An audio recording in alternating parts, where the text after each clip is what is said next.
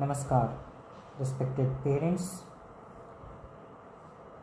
ये सत्र 21-22 की हमारी पहली मुलाकात है और ये ज़रूरी इसलिए है क्योंकि 1 जुलाई से नया सत्र बच्चों का आरंभ हो रहा है। तो इस सत्र में क्या योजना है और कैसे हम आगे बढ़ने वाले हैं, इस विषय में वार्तालाप ज़रूरी है, डिस्कशन ज़रूरी है। तो सबसे पहले तो मैं पिछले सत्र में जो चुनौतियाँ थी कोविड के साथ बच्चों के एजुकेशन की, ऑनलाइन क्लासेस की, बच्चों के फिज़िकल एजुकेशन की, ओवरऑल सोशल डेवलपमेंट के जो चैलेंजेस थे उसमें आप सभी अभिभावकों का भरपूर सहयोग हमें मिला, जिस वजह से एक अच्छा सत्र हम पूरा कर पाए। और इस नए सत्र में भी 21-22 के इस नए सत्र में भी कुछ चैलेंजेस हैं अभी भी, जिसके साथ साथ हमें बच्चों के डेवलपमेंट के लिए, चाहे वो फिज़िकल हो, सोशल हो, कॉग्निटिव हो, उसमें आपके सहयोग की अत्यंत आवश्यकता है, जिसके बिना ये काम पूरा नहीं हो सकता। हमेशा डिस्कशन में एक बात आती है कि बच्चे का डेवलपमेंट आपका भी टारगेट है, हमारा भी है, और इसके 3 मुख्य आयाम हैं, माता पिता और शिक्षक। तो हमारे बीच का जो कम्युनिकेशन है, हमारे बीच का जो बॉन्डिंग है, वो जितना अच्छा होगा बच्चे के डेवलपमेंट के, बच्चे के प्रोग्रेस के चांसेस उतने ही अच्छे होंगे। तो it is very important for us that we need to communicate properly, we need to know each others plan, we need to know how to execute those plans, and we need to know what all the challenges we have during this phase and how to overcome all of those. तो ये बहुत महत्वपूर्ण है कि हमारे बीच की जो वार्तालाप है, जो चर्चाएं हैं, वो एक सकारात्मक दिशा की हो और हम दोनों के जो उद्देश्य है, चाहे वो स्कूल हो, चाहे वो अभिभावक हो, कि बच्चे का जो इस पर्टिकुलर एज ग्रुप में या स्कूलिंग के दौरान जो डेवलपमेंट, जो विकास होना चाहिए, चाहे वो शारीरिक हो, मानसिक हो या बौद्धिक हो, वो पूर्णतः 360 डिग्री उसका पूरा हो सके। तो सत्र से पहले ये मुलाकात ज़रूरी है और इसीलिए विद्यालय ने भी पीटीएम ऑर्गेनाइज़ की है, जो छोटे छोटे ग्रुप्स में की जा रही है। आप इस पीटीएम में ज़रूर आएँ। कुछ बातें आज इस मीटिंग में मैं आपसे शेयर कर रहा हूँ और उन्हीं बातों को विस्तृत रूप से जब आप यहाँ आएंगे सेशन की प्लानिंग के साथ, और भी जो तमाम जो डाउट्स आपको हैं उस विषय पे बात यहाँ पर की जाएगी। तो सबसे पहले तो मैं आग्रह करता हूँ कि जो पीटीएम की डेट्स आपको मिली हैं उसमें आप ज़रूर आएँ। पूरे कोविड प्रोटोकॉल्स के पालन के साथ ये मीटिंग्स कंडक्ट की जा रही है, तो सुरक्षित मीटिंग्स हैं, आप प्लीज़ अटेंड करें उन्हें और एक प्रॉपर प्लानिंग के साथ, एक प्रॉपर योजना के साथ हम आगे बढ़ पाए। इस दिशा में ये पहला कदम है जिसमें आपके सहयोग की ज़रूरत है, ताकि हम जो मोटिव है, अल्टीमेट जो मोटिव है हम दोनों का ही, स्कूल का और अभिभावक का, कि ये सत्र जैसे पिछले सत्र में भी चैलेंजेस के साथ, चुनौतियों के साथ हमने बच्चे की प्रगति को या शिक्षा को या उसके सर्वांगीण विकास को जारी रखा, वो इस सत्र में भी जारी रख पाएँ। ऑल्दो संभावना है कि हम जल्द से जल्द ऑफलाइन स्कूलिंग पे भी आ सकते हैं, पर जब तक ये चुनौतियां हैं तब तक हमें इनके साथ साथ कैसे आगे बढ़ सकते हैं उस पर ध्यान देना। पिछले सत्र में भी हम लोगों की बात हुई थी कि ऐसे कौन कौन से मुख्य फैक्टर्स हैं, कारक हैं, जो इस फेज़ में ऑनलाइन एजुकेशन के इस दौर में बहुत महत्वपूर्ण रोल प्ले कर रहे हैं बच्चे के डेवलपमेंट में। तो उन सभी बिंदुओं को एक बार फिर हम चर्चा करना चाहते हैं, ताकि एक नया सत्र एक नई योजना के साथ और एक नई ऊर्जा के साथ और एक नए और सही दृष्टिकोण के साथ हम आरंभ कर सकें। तो बहुत सारे फैक्टर्स हैं, एक एक फैक्टर को हम एक एक करके समझते हैं। अब जैसा पिछले सत्र का एक अनुभव हमारा रहा है, उसमें एक चीज़ ये नोटिस की है हमने कि जैसे किसी कक्षा में अलग अलग तरह के बच्चे होते हैं, कोई भी 2 बच्चों में हम 2 बच्चे आइडेंटिकल नहीं होते, वैसे अभिभावक भी या उनका अप्रोच भी अलग अलग होता है, पेरेंट का अप्रोच भी अलग अलग होता है। तो हमने ये चीज़ महसूस की या हमने इस चीज़ को समझा कि कुछ पेरेंट्स ऐसे हैं जो सुपर एक्टिव है, बहुत एक्टिव हैं, वो स्कूल के द्वारा तय की गई किसी भी एक्टिविटी को, किसी भी एग्ज़ाम को, किसी भी ऑनलाइन क्लासेस के टाइमिंग को जानते हैं और उसमें पूरी ऊर्जा अपनी लगाते हैं, पूरा सहयोग करते हैं। छोटे बच्चों के केस में उनका सहयोग और ज़्यादा इम्पोर्टेंट हो जाता है, तो उनका पूरा सहयोग मिलता है और इसका आउटकम भी देखने को मिलता है कि हम no doubt offline education is not equal to online education, ये इक्वल तो नहीं होने वाला, लेकिन क्या डिफरेंस हमने डिफरेंस ये देखा कि ऐसे पेरेंट्स जिनका अप्रोच बहुत अच्छा था, बहुत एक्टिव थे, उनके बच्चों का ऑफलाइन एजुकेशन न होने के बाद भी जो डेवलपमेंट हम चाहते थे उसके बहुत हद तक उसको हम पूरा कर पाए। समस्या कहाँ आई? जहाँ कम्युनिकेशन गैप हुआ, पेरेंट की एक्टिवनेस में कहीं हमें कमी लगी, तो उसका रिफ्लेक्शन हमें बच्चे के डेवलपमेंट पे भी दिखा। नो डाउट हमने हर संभव प्रयास किया, चाहे ऑफलाइन एजुकेशन 9 to 12 का स्टार्ट हुआ, जिस दिन से स्टार्ट करने की अनुमति सरकार ने हमें दी, उसी दिन से हमने उसका आरंभ कर लिया। उसके बाद उसे ऑनलाइन भी रखा पैरेलल, कि जो बच्चे ट्रांसपोर्टेशन या दूसरे कारणों से विद्यालय नहीं आ पा रहे हैं, वो भी अपनी एजुकेशन को जारी रख सके। ये बात और है कि at the end of the day general promotion हुआ या जो भी हुआ, और उसमें भी जनरल प्रमोशन में भी जो इंटरनल एग्जामिनेशन हमने कंडक्ट की थी साल भर, उसी के आधार पर बच्चों को नंबर मिलने वाले हैं। तो अल्टीमेटली चाहे हम परीक्षा की दृष्टि से देखें या किसी भी दृष्टिकोण से देखें, ये जो ऑनलाइन क्लासेस साल भर लगी या जो भी एक्टिविटीज़ हुई या जो ऑनलाइन आधार पर जो परीक्षाएं हुई, उनका बहुत महत्वपूर्ण रोल है। अगर किसी को ये धारणा है कि जनरल प्रमोशन होने से काम हो जाता है, तो एज ए टीचर मैं सोचूं कि 10वीं बार भी नहीं, अगर पूरे जीवन भर मेरा जनरल प्रमोशन होता तो नो डाउट मेरे पास डिग्रियां सारी होती। मेरे पास जितनी 8 डिग्रियां हैं, जितनी परीक्षाएं मैंने उत्तीर्ण की, वो सब मैं उत्तीर्ण कर जाता। लेकिन इस बात को मैं कन्फर्मली कह सकता हूँ कि जो नॉलेज या जो कॉन्फिडेंस मुझे जो जानकारियों पर है या नॉलेज पर है या जो स्किल्स मैंने डेवलप की है, वो शायद ही हो पाती। तो जनरल प्रमोशन एक चुनौतीपूर्ण सत्र में हो जाना अच्छी बात है, ठीक बात है, लेकिन थ्रू आउट लाइफ के लिए ये अच्छा परसेप्शन नहीं है, ये अच्छा तरीका नहीं है आगे बढ़ने के लिए। जीवन में सिर्फ 12वीं और 10वीं की परीक्षा नहीं देनी है, हमें आगे चलकर और भी चुनौतियों का सामना करना है, और ये एजुकेशन ही है जो उन सब चुनौतियों के लिए हमें तैयार करने वाली है। तो ultimately we need to understand this is for one session, it's okay, but are we ready for the throughout life challenges? तो हमें ये सोचना पड़ेगा कि this general promotion is not the right thing for anyone, not for us and not for our kids. तो ये बात तय है कि एक्टिव पेरेंट्स का बहुत इम्पोर्टेंट रोल है। पेरेंट जितने एक्टिव होंगे, हम ऑनलाइन एजुकेशन से जो डेवलपमेंट चाहते हैं उसके स्तर को उतना ही आगे ले जा पाएंगे। और ये पिछले पूरे सत्र का हमारा अनुभव है। ऐसे बच्चे जो घर पर एक्टिव रहें और पेरेंट्स ने भी रेगुलर उनकी मॉनिटरिंग की कि बच्चा ऑनलाइन क्लास प्रॉपर्ली अटेंड कर रहा है कि नहीं, जो असाइनमेंट स्कूल से मिल रहे हैं वो पूरा कर रहा है कि नहीं, तो उसका आउटपुट भी हमें मिला। बच्चे के एग्ज़ाम में परफॉर्मेंस देखें या आज उसके कॉन्फिडेंस का लेवल देखें कि वो अगली क्लास के लिए कितना तैयार है। तो active parent is equal to active student, है ना। तो active teacher is also equal to active student, but उसमें बीच में अभी हम क्योंकि ऑफलाइन मोड पर नहीं है, ऑनलाइन मोड पर हैं, तो पेरेंट एक बड़ा रोल निभा रहे हैं।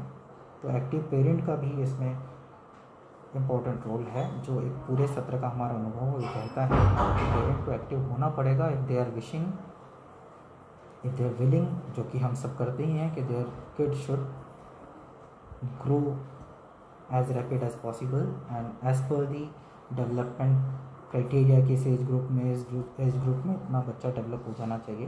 वो अगर हमें अचीव करना है तो हमें एक्टिव होना पड़ेगा। देन हम कभी कभी इसको स्किप करते हैं कि जो गाइडेंस टीचर से मिल रहा है उसको डाइल्यूट हो जाता है जब तक वो बच्चे तक पहुंचता है।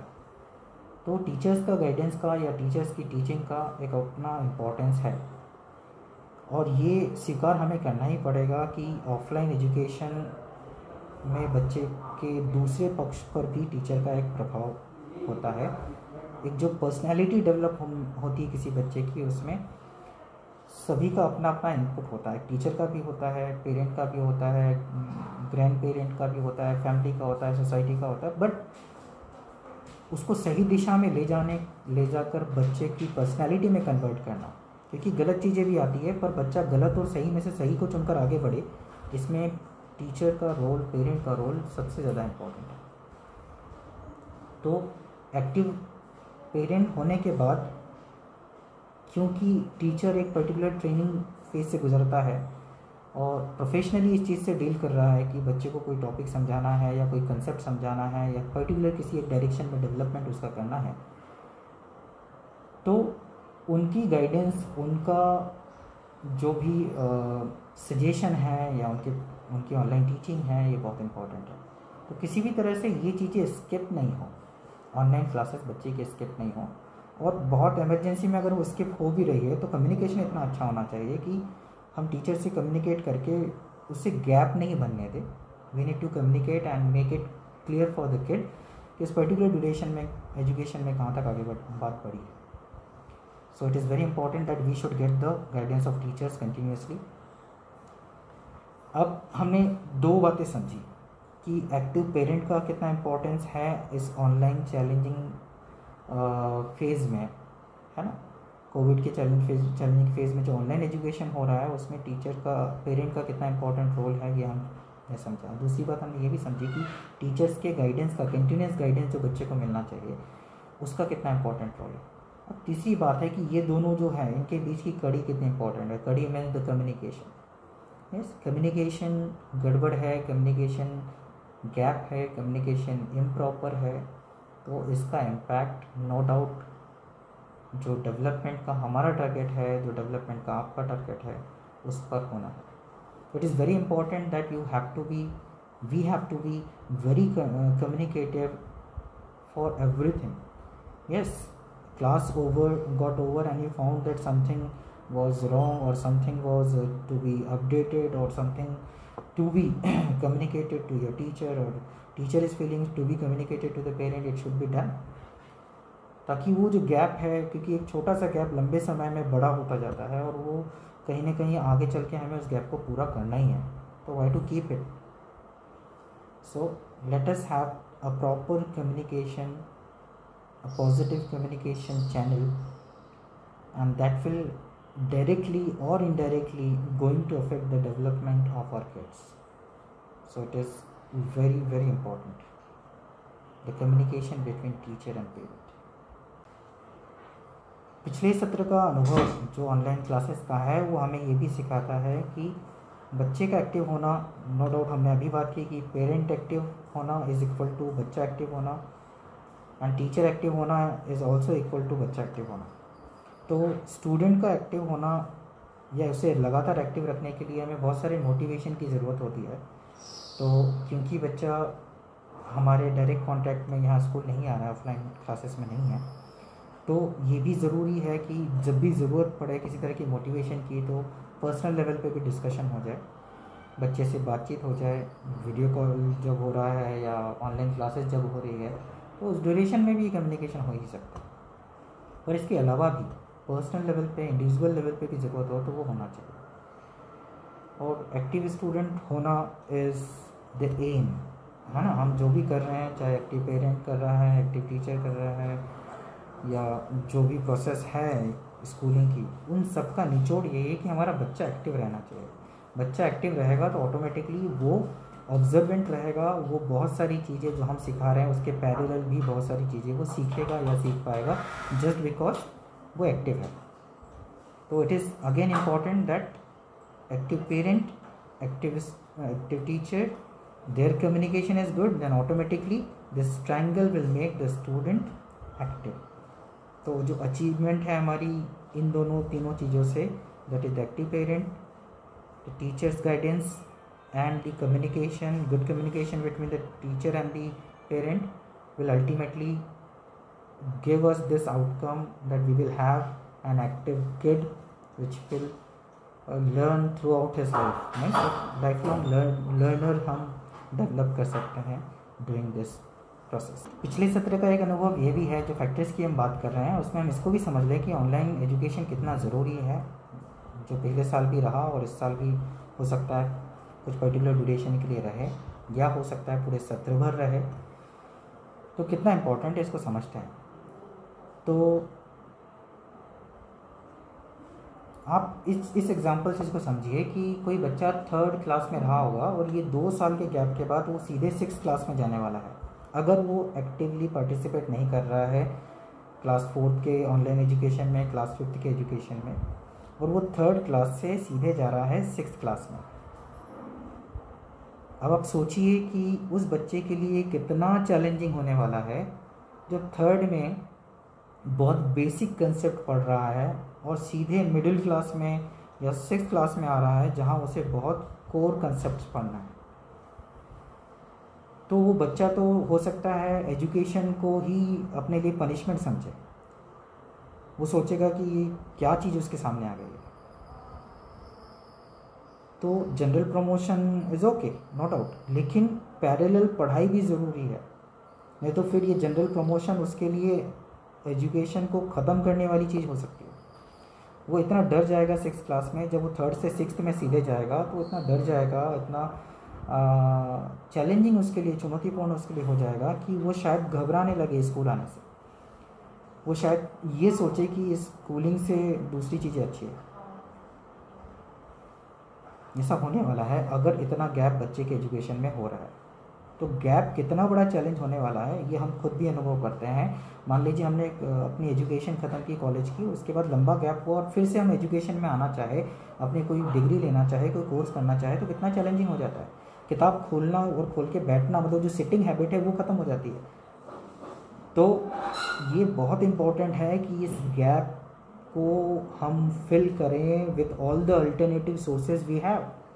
अब वो अल्टरनेटिव सोर्सेज क्या है? ऑनलाइन क्लासेस हैं, जो ऑनलाइन एक्टिविटीज़ हो रही है उसमें पार्टिसिपेट करवाना, एग्ज़ाम्स लिए जा रहे हैं। Means we have to keep the student in the system of schooling.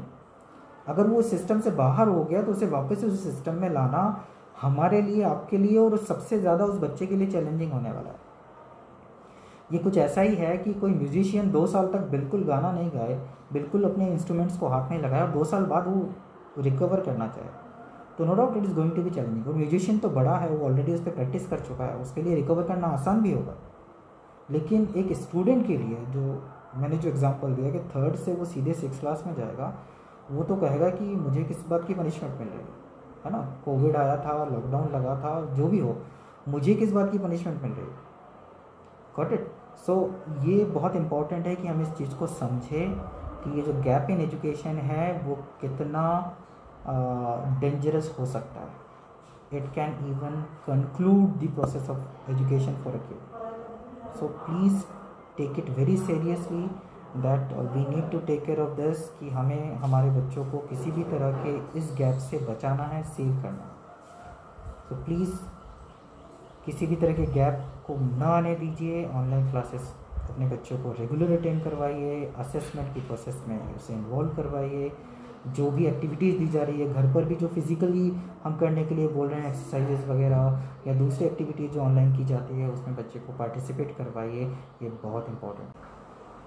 Schooling as में जो गैप क्रिएट हो रहा है इनएक्टिवनेस की वजह से या ऑनलाइन क्लासेस अटेंड न करने की वजह से, उसका एक लॉस तो हम समझ गए कि रिकवर होना कितना चैलेंजिंग हो जाएगा और कितने साल लगेंगे इस रिकवरी में, वी डोंट नो। इसके अलावा भी एक फैक्टर है, हमारा बच्चा इससे पहले ऑफलाइन स्कूलिंग में लगभग 5 से 6 घंटे 7 घंटे के वर्किंग फेज में था, फिजिकली एक्टिव था, मेंटली एक्टिव था ऑफलाइन स्कूलिंग से। अब सडनली उसके पास कुछ भी नहीं है करने के लिए। अगर ऐसी स्थिति आ जाती है, अगर हम ऑनलाइन क्लास अटेंड नहीं करते हैं, अगर हम उसे एक्टिविटीज़ में इन्वॉल्व नहीं करते हैं, अगर उसको हम असाइनमेंट करने के लिए नहीं प्रोत्साहित करते हैं, मोटिवेट करते हैं, तो अब उसके पास अपने डेली एक पर्टिकुलर दिन के 24 घंटे में से वो 6-7 घंटे जो पहले वो फिजिकली, मेंटली, सोशली एक्टिव था, अब वो ब्लैंक हो गया है। और हम सब जानते हैं खाली दिमाग शैतान का घर, ये हम सब ने सुन रखा है और इसको हम अनुभव भी कर सकते हैं कि जब हमारी फिजिकल, मेंटल और ये जो एनर्जी है हमारी, वो पॉजिटिव डायरेक्शन में यूटिलाइज नहीं होती, तो संभव है कि वो नेगेटिव डायरेक्शन में यूटिलाइज हो। तो एजुकेशन के माध्यम से जब हम अपने बच्चों को अच्छे स्कूल में एडमिट करते हैं, तो हमारा कोई ना कोई तो प्रोस्पेक्ट है, कोई कोई एम है लाइफ का कि हम हमारे बच्चे को बेस्ट एजुकेशन देना चाहते हैं, उसके ओवरऑल डेवलपमेंट को हम अचीव करना चाहते हैं, या ऐसे हमारे जितने भी एस्पेक्ट्स हैं बच्चे की अच्छी स्कूलिंग से, उसमें ये जो गैप है और ये जो थॉट प्रोसेस दिमाग का दूसरे डायरेक्शन में जाना है, ये बहुत ही नेगेटिव है, बहुत ही चैलेंजिंग है। और अगर 2 साल 1 साल कोई भी व्यक्ति ऐसी नेगेटिव हैबिट्स या नेगेटिव डायरेक्शन में आगे बढ़ता है तो नो डाउट वापस आना असंभव नहीं है, लेकिन वापस आना भी चैलेंजिंग है। तो आज हमारे बच्चों की अच्छी हैबिट्स की talking in a particular way, standard way of language, dealing with the elders और दी जो हमसे बड़े हैं उनसे किस तरह से डील करना है, फिजिकल मेंटल सोशल जो एक्टिवनेस है वो ख़त्म हो जाना और पैरेलल उसका दिशा बदल जाना, नकारात्मक दिशा में जाना, it will be very challenging to recover us from these habits. तो हमें इस बात का भी ध्यान रखना है कि हम सिर्फ ऑनलाइन क्लासेस अटेंड नहीं कर पा रहे हैं, ऐसा नहीं है। हम सिर्फ क्लास अटेंड करने से बच्चे को सपोर्ट नहीं कर पा रहे हैं, ऐसा नहीं है। हम उसको अपनी ऊर्जा का इस एज ग्रुप में जो उसकी ऊर्जा है, जो सीख सकता है, उससे भी उसे वंचित कर रहे हैं और शायद नकारात्मक दिशा में वो बढ़ रहा हो, उसकी भी जानकारी हमें ना हो, क्योंकि उसके पास जो मानसिक ऊर्जा है अभी या सीखने की इच्छा है, उसके पास जो फिज़िकल एनर्जी है, जो बॉडी डेवलपमेंट में उसको मदद करने वाली है, अगर वो सही डायरेक्शन में यूटिलाइज़ नहीं हो रही तो किसी न किसी डायरेक्शन में यूटिलाइज़ होगी। और अगर वो प्रॉपर मॉनिटरिंग में नहीं है, एजुकेशन सिस्टम से जुड़ा हुआ नहीं है, स्कूल अपनी क्लास से टीचर से जुड़ा हुआ नहीं है, तो वो एनर्जी उसे हो सकता है नकारात्मक दिशा में पुश करे।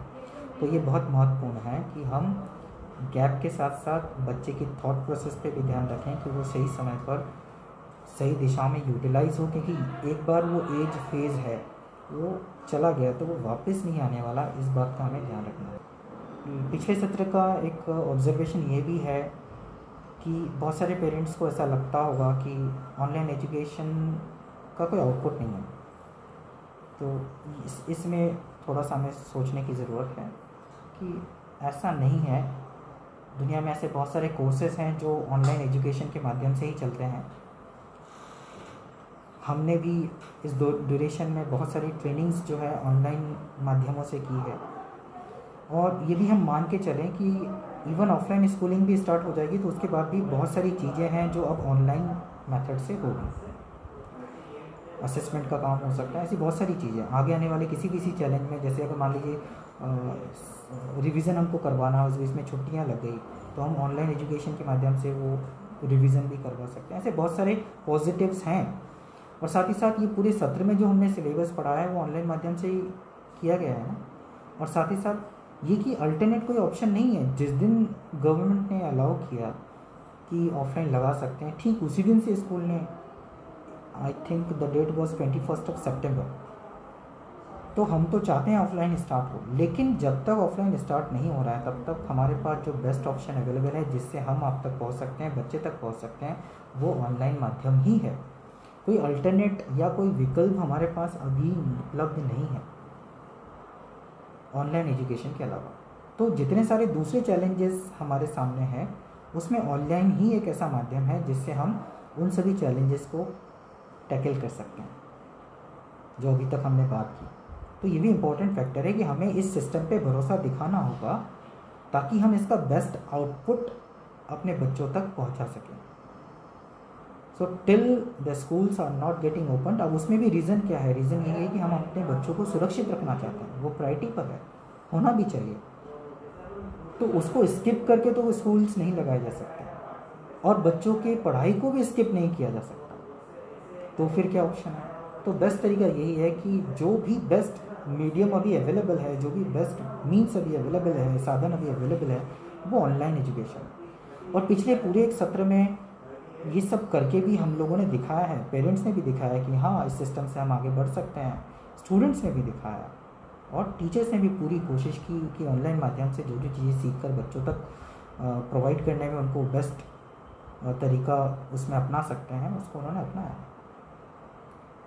तो have trust on this system and let the student learn whatever they have to during this phase, just because it is something which is new, just because it is something which is bit challenging, we just skip it and we will feel we can recover it later on, so it is not going to be possible.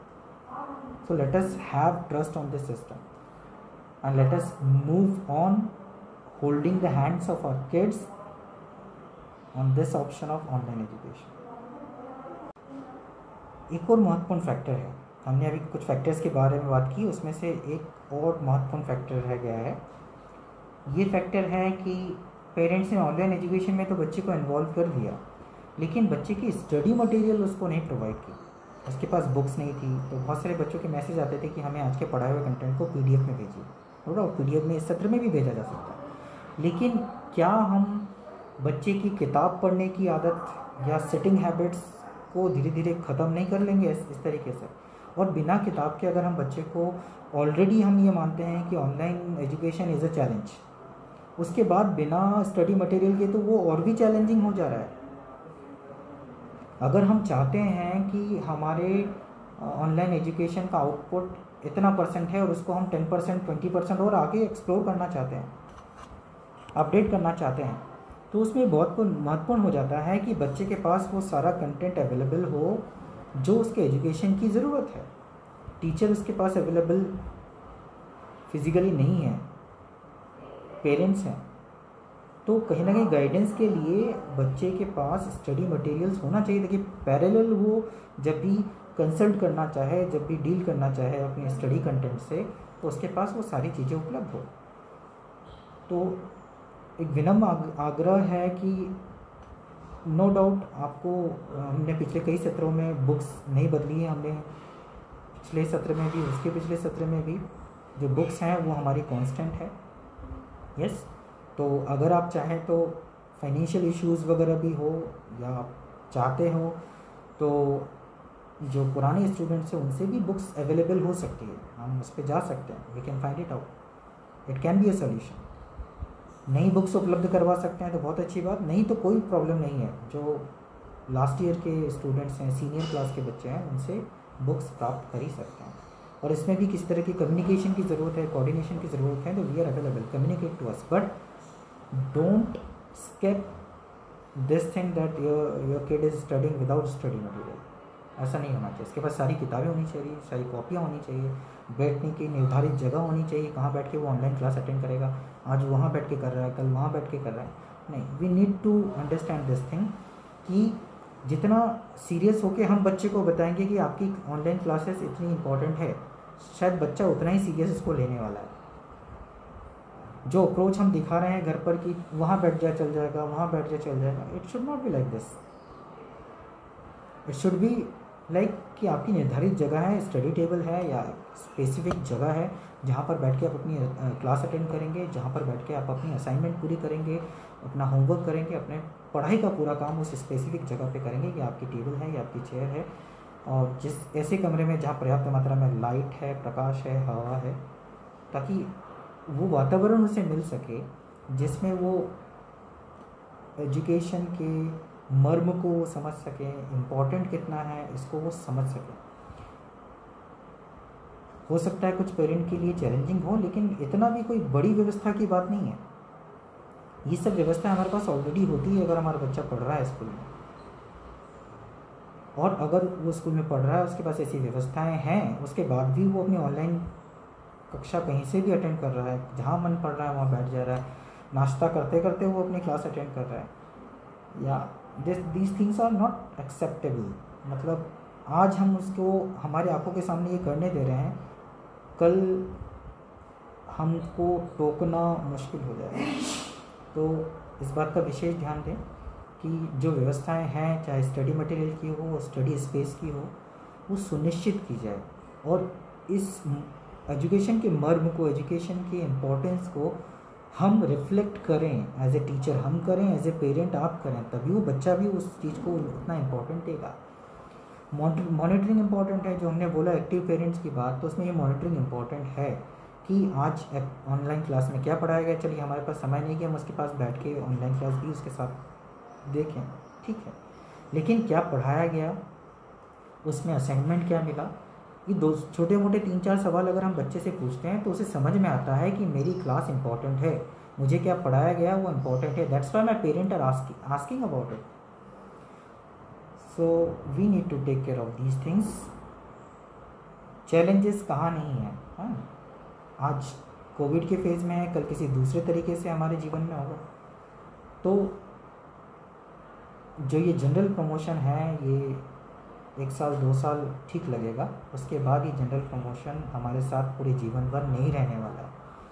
और हमें तैयारी एक class की नहीं करना है, एक session की नहीं करना है, हमें तो बड़े प्रॉस्पेक्ट के साथ चलना है कि जीवन में हमें कहाँ तक पहुँचना है, हमारे बच्चे को कहाँ तक ले जाना है.